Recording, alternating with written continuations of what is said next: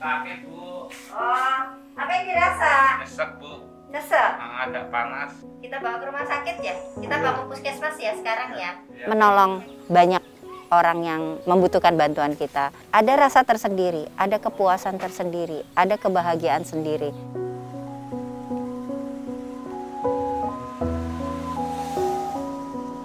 Yang bisa dicontoh itu dari Bu Denina, semangatnya nggak pilih-pilih orang, maksudnya buat bantu orang tuh nggak pilih-pilih. Jadi saya sebagai anak muda, kalau misalnya ada orang yang butuh bantuan, jadi kayak langsung satset gitu loh Mbak, kalau misalnya dibutuhin. Gimana Mas Bayu Pak, udah jadi ya kakinya? Berarti hari ini kita fitting ya? Saya lihat semangat hidupnya sangat tinggi, makanya saya, loh Mbak Nina aja ini mampu yang padahal lebih dari saya. Saya terpacu untuk itu. Makanya saya acungi jempol untuk Mbak Nina. Dan dia sepertinya memang udah satu hati dengan komunitas ini.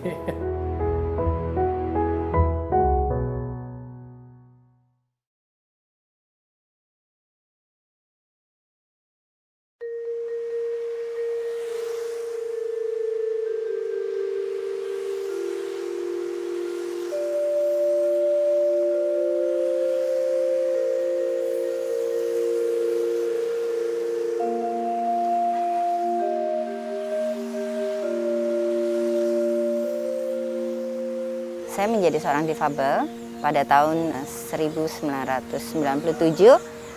Itu saya memutuskan akhirnya mau diamputasi setelah saya menderita kanker tulang. Tapi pada saat tahun 2000 itu saya mengenal dunia difabel dengan keberagamannya, dan akhirnya saya tertarik untuk ikut menjadi seorang motivator sesama penyandang kanker. Jadi saya memberikan motivasi ke mereka bahwa kita menjadi seorang difabel itu tidak membuat dunia kita tuh akan selesai.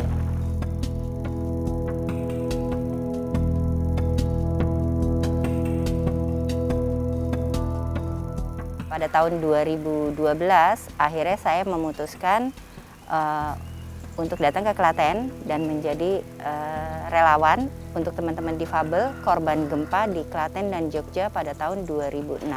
Mereka menjadi korban gempa dan akhirnya menjadi difabel. Mereka juga punya luka dikubitus yang sangat parah.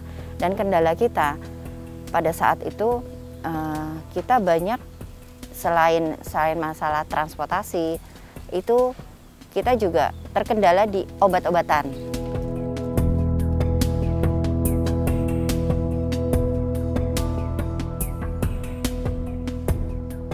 Pada saat itu saya dan teman-teman relawan untuk menjangkau teman-teman difabel yang menjadi korban gempa, kita menyambangi mereka ke rumah-rumahnya. Itu karena mereka tuh tinggalnya kan jauh, satu sama lain jauh.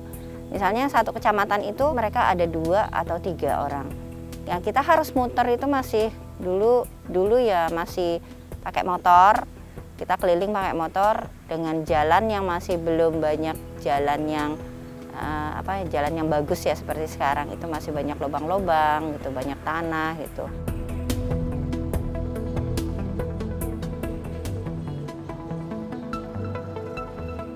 Suatu waktu kita ada bawa pasien, dan karena kita nggak punya ambulan ya, sedangkan pasien ini kan harus segera dapat penanganan, tapi ternyata pasiennya itu tidak tertolong di jalan.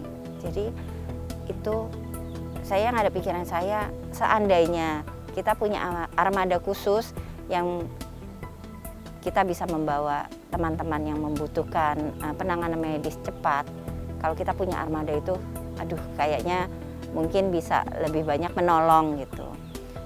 Mungkin itu jadi mimpi buat saya, dan alhamdulillah pada waktu itu Dai TV lewat program Mimpi Jadi Nyatanya bisa mewujudkan mimpi itu.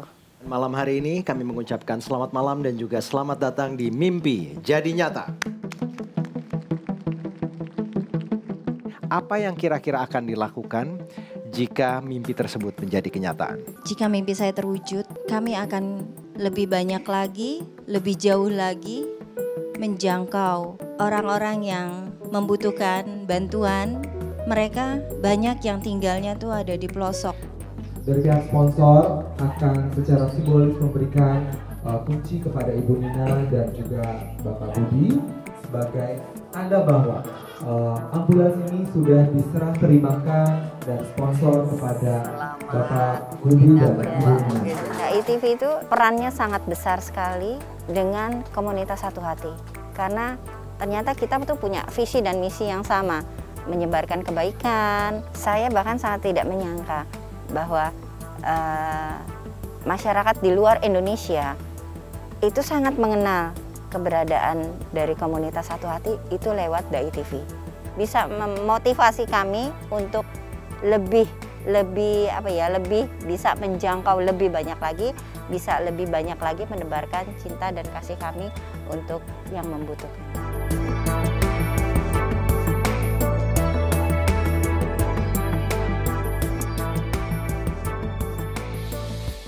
Ini kita mau ada acara buat besok minggu, jadi yang harus kita siapin apa nih, alat terapi ya Rika ya? Alat terapi apa aja Kak? Paling pakai IR Bude, terus itu berarti 3 Bude IR-nya. 3 ya? Terus TENS sama Massage gun.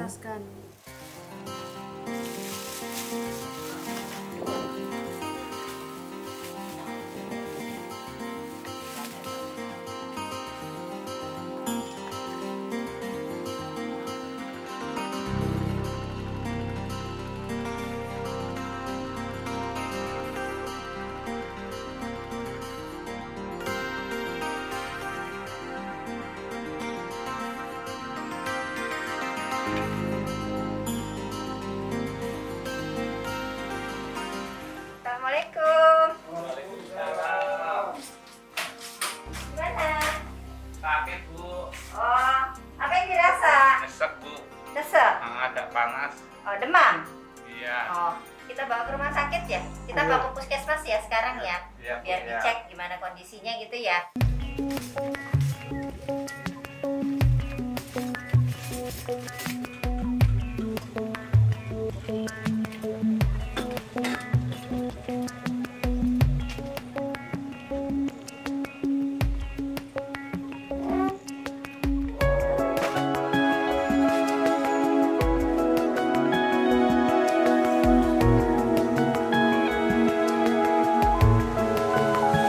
Perubahannya sangat banyak sekali dan manfaatnya itu juga banyak sekali.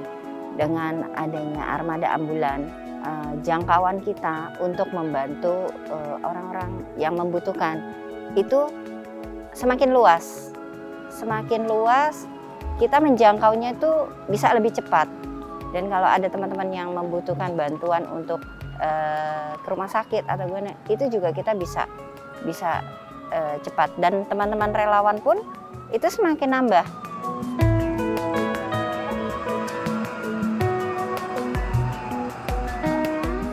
bawa salah satu pasien. Iya. Ini kita dari komunitas satu hati atau ini pasien. Kemudian ini kan difabel. Iya. Keluhannya dia tadi itu demam, terus Iya. ada sesek. Kita udah menjangkau daerah Pulau Jawa. Terakhir kita udah sampai ke Bali, ke Lombok. Dan itu alhamdulillah kita bisa menjangkau daerah-daerah terpencil dengan waktu yang lebih cepat dan manfaatnya tuh lebih banyak lagi.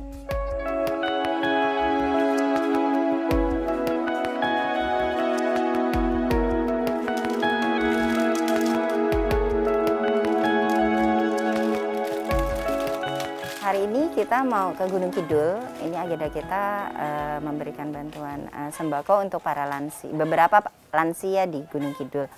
Lansia yang kita berikan bantuan ini lansia yang mereka ini tinggal sendiri, mereka tidak memiliki keluarga, dan itu banyak yang tidak masuk dalam daftar bantuan dari pihak manapun.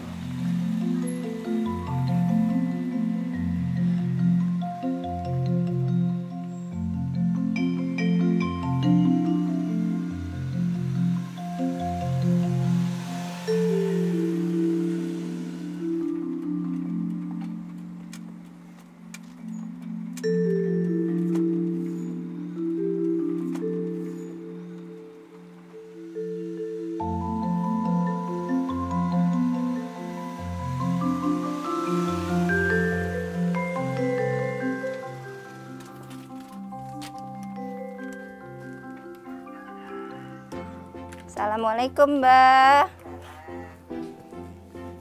Mbak. Sehat, Mbak? Apa kabar? Sehat ya, Mbak? Iya, alhamdulillah. Kondisi lansia yang disasar oleh komunitas Satu Hati itu memang keadaannya minim sekali dari perhatian keluarga. Memang tidak ada keluarga yang dekat dan keadaannya memang minim sekali dalam keadaan kebutuhan sehari-hari atau kebutuhan perumahan. Itu alhamdulillah sudah disasar karena yang disasar dari komunitas Satu Hati ini adalah lansia-lansia yang memang tidak bisa disasar oleh program pemerintah, karena program pemerintah kan harus memerlukan imbangan swadaya, karena lansia batang kara tidak punya penghasilan apapun. Alhamdulillah ini bermanfaat sekali untuk warga kami, khususnya lansia terlantar.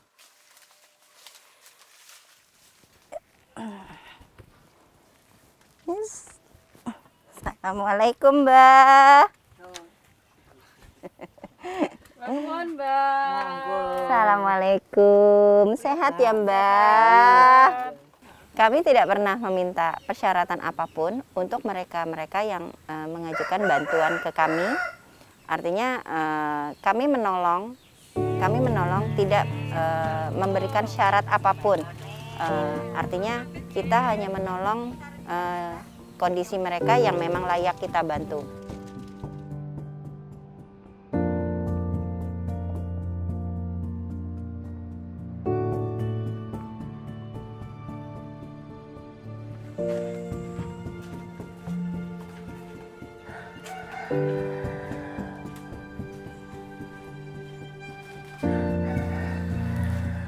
Pak, ini masih ada beberapa paket. Nanti saya minta tolong ya Pak untuk dilanjutkan, untuk didistribusikan simbah-simbah di sini ya Pak ya. Mohon maaf kalau ngerepotin lagi ya Pak ya. Siap Bu, nanti untuk bahan makanan atau paket yang perlu disampaikan nanti kami terus siap untuk menyampaikan kepada lansia-lansia.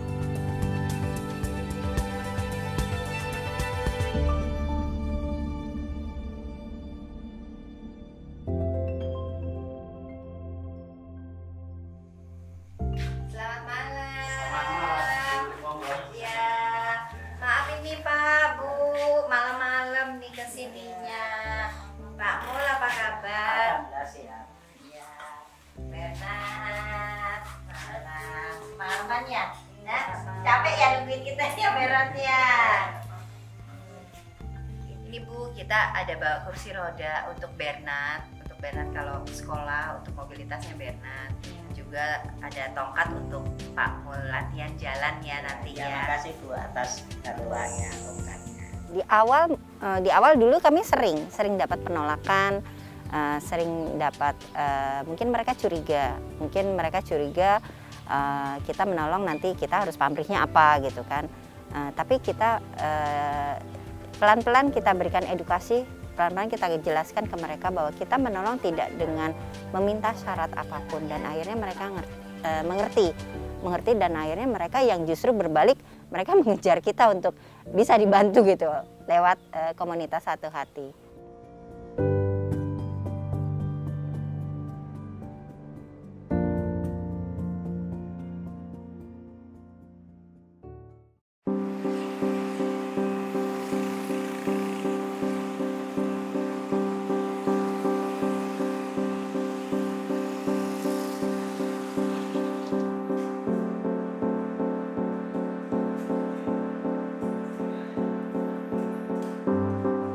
Pas bulan 1 saya ngedrop, terus saya masuk ke rumah sakit, gulanya malah tidak terdeteksi. Saya tunggu 3 hari, diinsulin terus.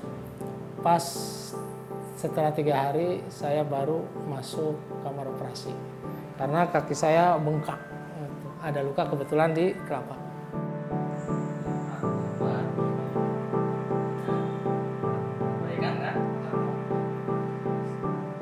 Cuma saya ngobrol sama kakak, dan kebetulan kakak kenal sama Mbak Nina sudah cukup lama dengan komunitas Satu Hati. Makanya kakak langsung telepon Mbak Nina arahkan supaya ke PT Kuspito. Maka 1 minggu yang lalu saya kesini sama kakak sekaligus didampingi Mbak Nina. Dan alhamdulillah sekarang sudah jadi, terus pemakaian dan latihan fitting, alhamdulillah. Assalamualaikum. Wah, gimana Mas Bayu Pak? Udah jadi ya kakinya? Berarti hari ini kita fitting ya, sama coba latihan jalan nanti. Ya harapan saya besar sekali sama Mbak Nina untuk selalu mendampingi orang-orang yang senasib dengan kita-kita ini. Dan untuk teman-teman yang senasib, semangat hidup harus tetap ada, malah harus tambah semangat terpacu untuk menghidupi keluarga, anak, istri, dan bisa menjadi acuan untuk orang lain. Jangan minder, jangan malu, jangan takut bahwa kita seperti ini. Tetap semangat.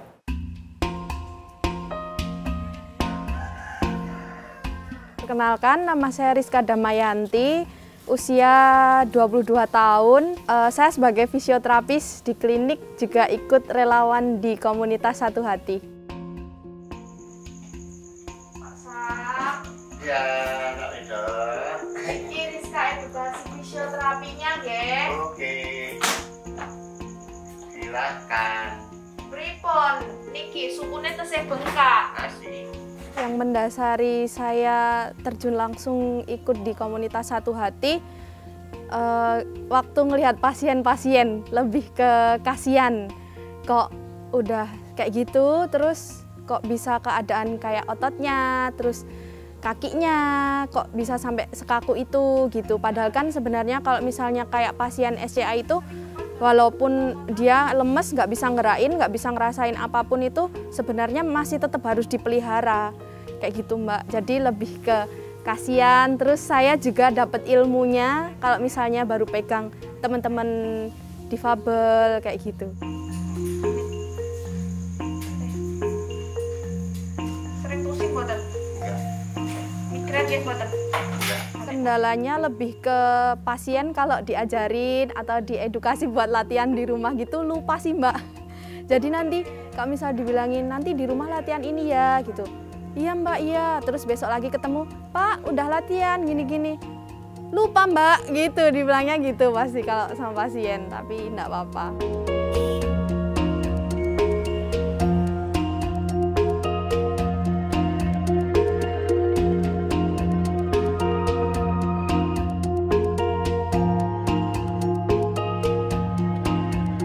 Semangat pagi.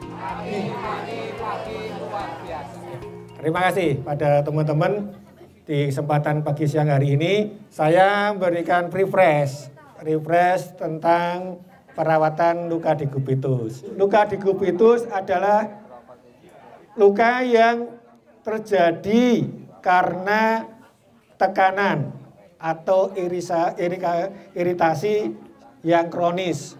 Ini kegiatan rutin kita, kegiatan rutin bulanan untuk teman-teman yang punya luka decubitus. Dan hari ini kebetulan teman-teman ini yang dari Bantul, yang dari Magelang, yang dari Boyolali dan Klaten ini kumpul semua di sini. Contohnya gini, ini sudah steril semua, obat merah, ini ditaruhkan di mangkok kecil. Lalu kita ambil pinsetnya, ya, kita ambil kain kasa yang sudah dipotong-potong. Ini adalah obat merahnya, ini masukkan yang pertama yang luka tadi. Kita mereview artinya mereview mereka untuk mengingatkan mereka gimana caranya mereka untuk merawat lukanya mereka. Dan kebetulan ini juga nanti ada juga kegiatan fisioterapi kelompok. Jadi teman-teman yang mau terapi, kebetulan kan kita alhamdulillah kita juga udah punya alatnya sendiri. Jadi ada tim relawannya kita bagian fisioterapi, itu nanti mereka yang akan diterapi.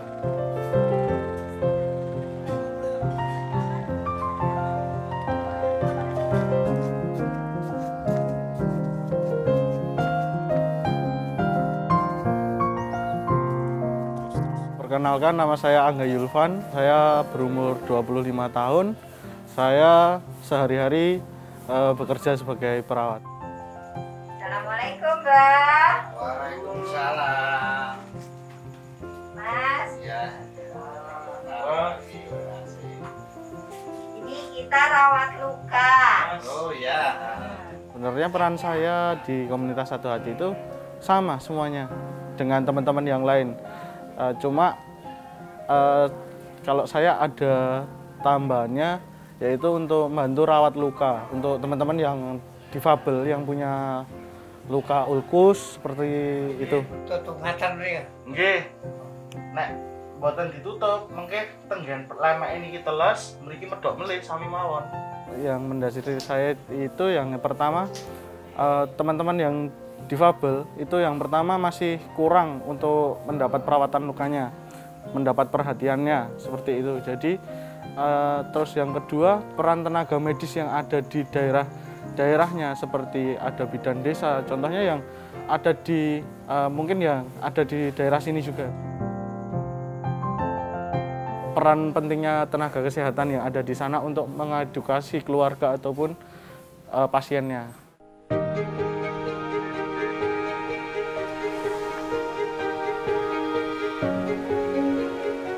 Harapan saya untuk komunitas Satu Hati ini, semoga teman-temannya yang mau bantuin makin banyak, teman-teman dari nakes juga semoga yang gabung juga makin banyak. Jadi kayak teman-teman difabel, pasien-pasien difabel yang butuh itu makin banyak yang jangkau gitu loh Mbak. Harapan untuk saya, semoga saya bisa terus temenin komunitas Satu Hati, temenin Bu Denina, walaupun saya tetap kerja.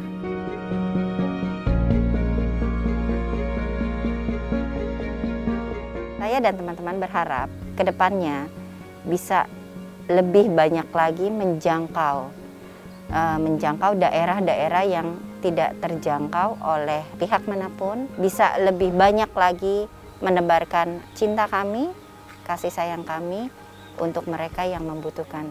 Artinya biar masyarakat kita semuanya bisa lebih bahagia lagi dengan kita banyak berbagi.